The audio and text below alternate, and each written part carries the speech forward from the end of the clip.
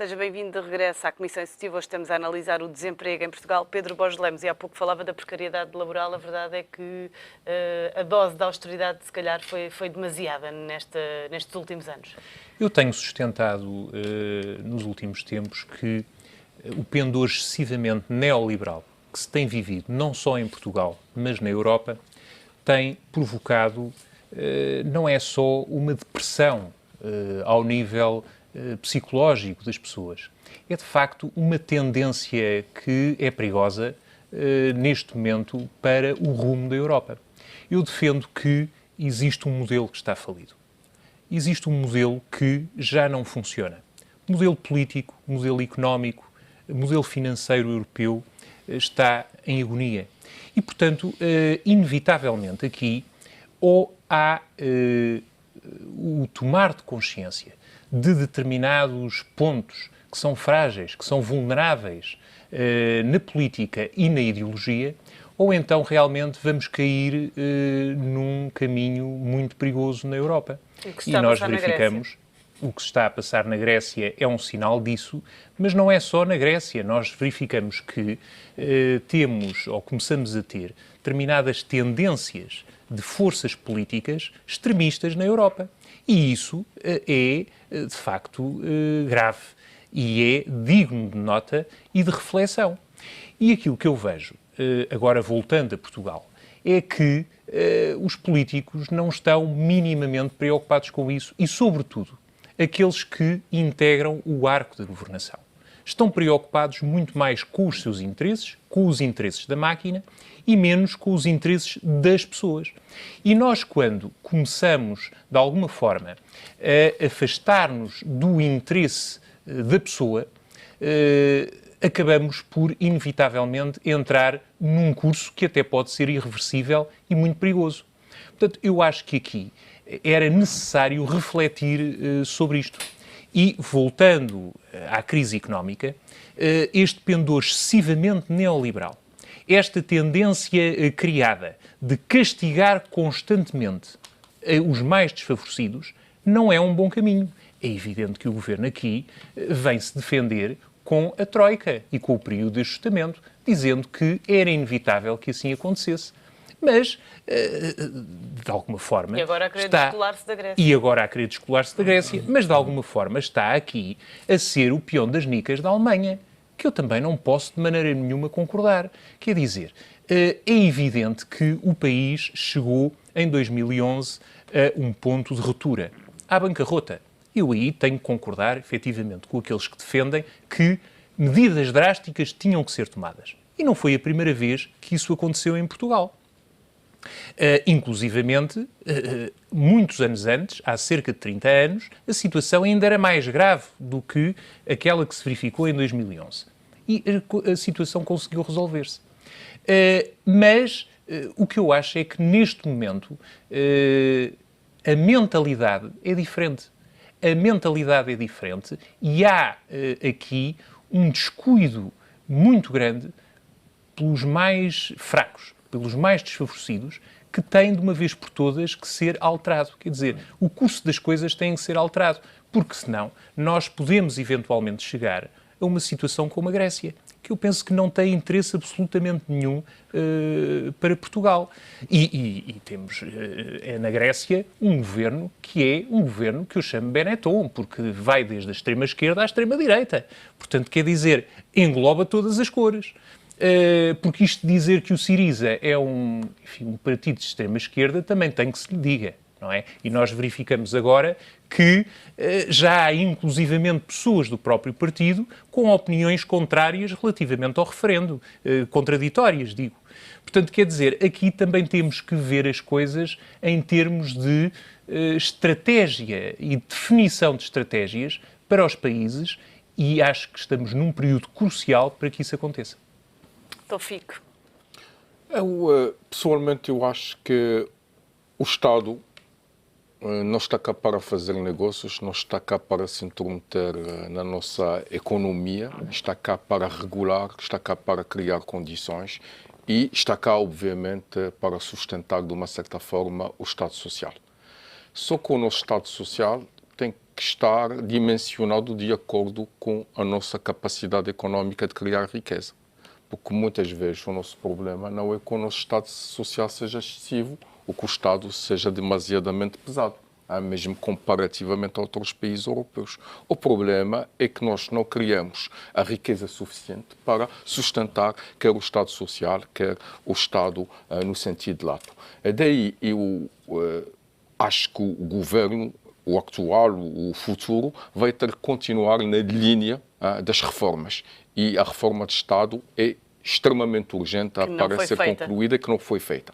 E, acima de tudo, porque se não for feita, vamos continuar com vários problemas. O Estado vai continuar a ser um consumidor de recursos em vez de ser um produtor de riqueza. E nem sequer o exige ao Estado a produção de riqueza. O que exige ao Estado é que crie condições para a riqueza seja criada no setor privado. E, portanto, a reforma de Estado é extremamente importante para que o Estado possa, mais tarde, fazer a tal reforma do Estado Social e permitir corresponder, digamos, às várias necessidades. Portanto, este é fundamental.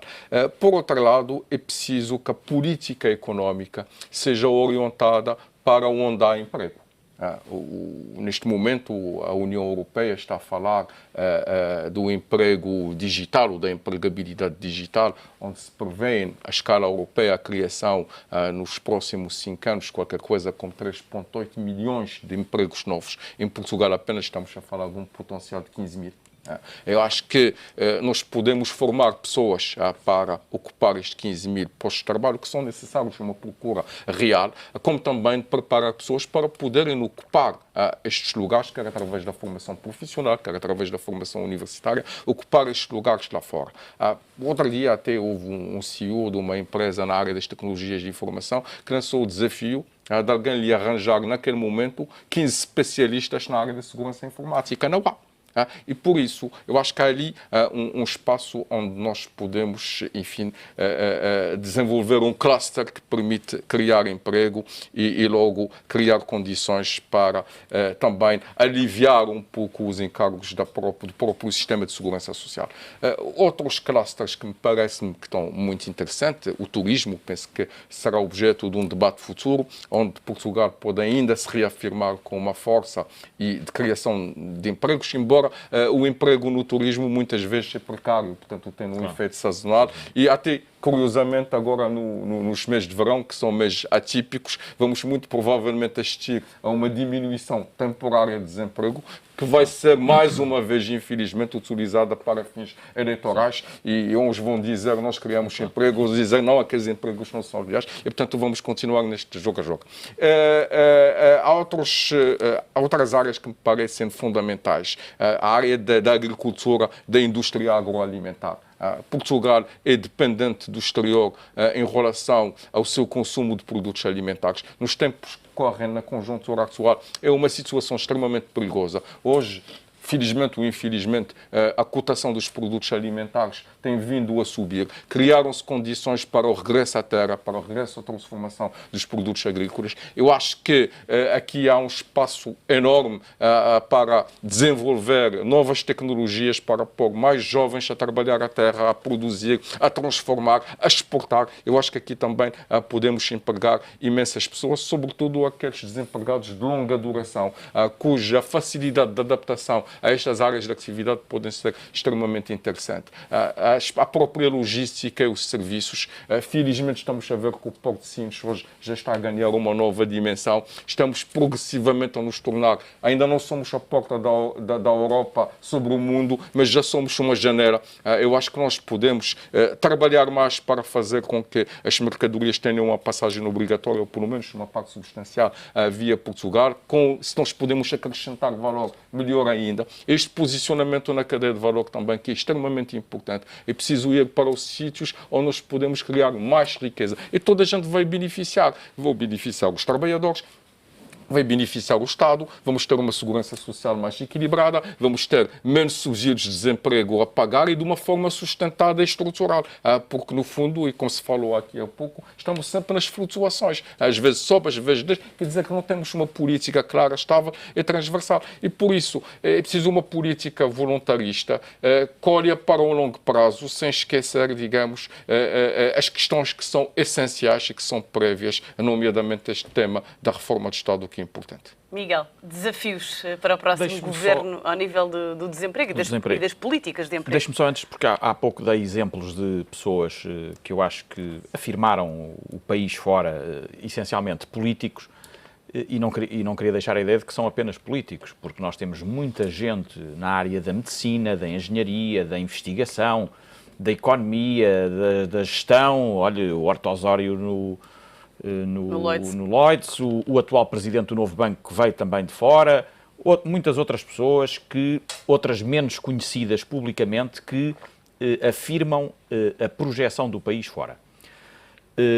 Ainda relativamente a esta questão do desemprego e esta questão muito concreta dos subsídios, etc., eu gostava também de deixar aqui uma nota, é que nós hoje em Portugal, e isto é um pouco também fruto da mentalidade que se tem instalado, que vem instalada há muitos anos, mesmo antes da Revolução, de que o Estado tem que resolver todos os problemas. O subsídio de desemprego em Portugal é normalmente cerca de 60% ou 65% do último vencimento em termos líquidos. Só para dar uma nota, em Inglaterra são 20%. Portanto, e a Inglaterra tem um emprego... Mas os salários, se calhar, também são mais elevados.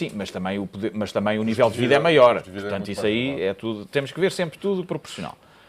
Isto para dizer que eu penso que o subsídio de desemprego tem que ser encarado como um instrumento que é concedido para que a pessoa possa sobreviver com o mínimo de dignidade, mas durante muito pouco tempo. Quer dizer, nós não podemos... Subsídios de desemprego durante 3 anos significa que o país não está a conseguir sair da passadeira onde está a correr. Não consegue que haja emprego para absorver essas pessoas. E esse, para mim, é que é o grande problema. Portanto, mais do que concentrar-me... Mas parece-lhe, permita-me a expressão, que há pessoas que se encostam? É verdade. Há 2 milhões de pessoas, 2 milhões de pessoas em Portugal que deixaram de criar riqueza ou que nunca criaram riqueza. Sem falar da tal geração neném, que são mais de 400 mil, que nunca trabalharam e não querem estudar. Mas eu acho que sim. Eu sei que isto não é muito, as pessoas acham, mas eu acho que infelizmente sim. Infelizmente. Há gente que se encosta porque não teve hábitos de trabalho e não... Mas, enfim, eu também não... Nós não podemos achar que tudo o que é mau é um produto da sociedade e que as pessoas foram todas... Eu não acompanho muito essa teoria, não é? Porque senão nós temos desculpas para tudo, não é? Para a criminalidade, para a violência, etc. E, portanto, eu não acompanho essa perspectiva de que as pessoas são essencialmente fruto da sociedade e é a sociedade que os torna nos maus homens, não é? Não vou por aí, portanto, penso que as pessoas têm que, em primeira linha, isso é um processo gradual de mudança de mentalidades que tem que ser feito e que, fruto das circunstâncias anteriores que o país teve, não foi por aí, digamos assim. E, portanto, eu penso que as pessoas têm que ser e assumir que são as principais responsáveis pelo seu destino, por aquilo que virão a ser no futuro, e não pensar que o Estado está ali sempre para dar uma mão. Eu penso que o Estado tem que estar para situações limite, extremas. E evidentemente tem que estar na situação em que uma pessoa fica no desemprego. Agora, eu penso é que o Estado e as políticas públicas devem concentrar-se menos em estender os subsídios, em aumentar os subsídios, etc., mas em criar as condições para que haja mais empresas a funcionar que possam empregar as pessoas, porque são as empresas que empregam as pessoas, não são os governos. Que tenham capacidade de exportar, portanto, que os poderes se concentrem mais na solução do problema, na solução da questão que é o desemprego e menos no problema que ele é. E isso implica ter uma mudança de perspectiva da forma como abordamos a questão e que eu penso que significa que tem que haver uma diferença grande relativamente à forma como o assunto tem vindo a ser tratado. E penso que só dessa forma é que nós conseguimos, de uma forma sustentada, diminuir o desemprego em Portugal. Pedro, desafios nesta área para o futuro? Temos muitos desafios. Eu costumo dizer que sem determinação e sem vontade de realmente se conseguir resolver as coisas, falta tudo. E, portanto, eu acho que aqui tem que haver uma determinação muito forte relativamente àquilo que é uma política do emprego. E eu considero que, nos últimos anos, essa política não existiu. Eu tenho que concordar com o Tawfiq quando diz que a economia determina praticamente quase tudo. E nós aqui, não só em Portugal como na Europa, temos números que temos que cumprir. É verdade. Porque se não cumprirmos, acontece-nos o que aconteceu, o que está a acontecer com a Grécia. E isso também não nos interessa. Mas não podemos também centrar-nos demasiado nos números, porque existem pessoas.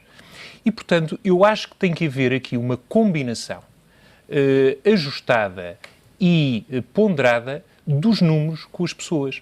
Eu penso que isso não tem existido. Quer dizer, nos últimos anos nós verificamos que o desafio, ou o único desafio que estava presente, era, no fundo, cumprir aquilo que foi determinado pela Troika. E, designadamente, as determinações do FMI. Porque nós vemos que o Fundo Monetário Internacional é, das instituições europeias, a mais radical, designadamente no que diz respeito a cortes de pensões e de salários. É absolutamente cego relativamente a isso. E isto é que, na minha opinião, não pode acontecer. Quer dizer, tem que haver aqui uma combinação entre aquilo que são as políticas públicas conducentes, ao atingir, as metas do déficit, em conseguir realmente que a dívida pública não aumente, mas sempre com uma preocupação com a pessoa. E não, de facto, avançar com políticas devastadoras e que têm destruído o Estado Social. Isso é que realmente não pode acontecer. Eu acho que o desafio principal, e aí também concordo com o Tawfiq, o desafio principal nos próximos anos é a reforma do Estado Social. E a reforma do Estado Social foi prometida. Mas não foi só prometida em campanha eleitoral por este governo. Tem sido sucessivamente prometida por putativos governos e por governos que acabam por assumir funções e é metida na gaveta. Quer dizer, não é de facto resolvida. Não há coragem política para fazer. Não é só não haver coragem política, é que também não existe um esforço de diálogo, um esforço de consenso. Nós, para fazermos a reforma do Estado, precisamos do consenso, fundamentalmente dos partidos do arco da governação. E eu pergunto, vamos ter esse consenso? Quer ganhe a coligação, quer ganhe o Partido Socialista? Bem, eu penso que as perspectivas não auguram nada de bom relativamente a isso. E ao adiar a reforma do Estado, mais uma vez, nós adiamos aquilo que poderão ser soluções para, no futuro, a segurança social não ruir. Porque se a segurança social ruir, realmente, o apoio social deixa de existir. E esse é outro dos grandes desafios que quem governar o país vai ter pela frente, a sustentabilidade da segurança social. A sustentabilidade da segurança social é absolutamente fundamental. Isto está em perigo. E eu não vejo da parte, dos partidos que pretendem formar governo um interesse sério em resolver essa questão. Sinceramente, não vejo. Designadamente através dos programas que eles avançam. Quer dizer, não há nada de concreto relativamente a essa questão da segurança social. Mais uma vez nos centramos em números e que são contraditados de parte a parte. Quer dizer, e isso é que realmente não pode acontecer. Quer dizer, um rumo relativamente à política, designadamente da questão da sustentabilidade da segurança social, não está desenhado. Muito obrigada a todos pela vossa presença e análise nesta Comissão Executiva. É o ponto final na Comissão Executiva de hoje. Amanhã estamos de regresso para falar do mercado imobiliário, numa altura em que não se vendiam tantas casas em Portugal desde há 5 anos. Até lá. Bom dia.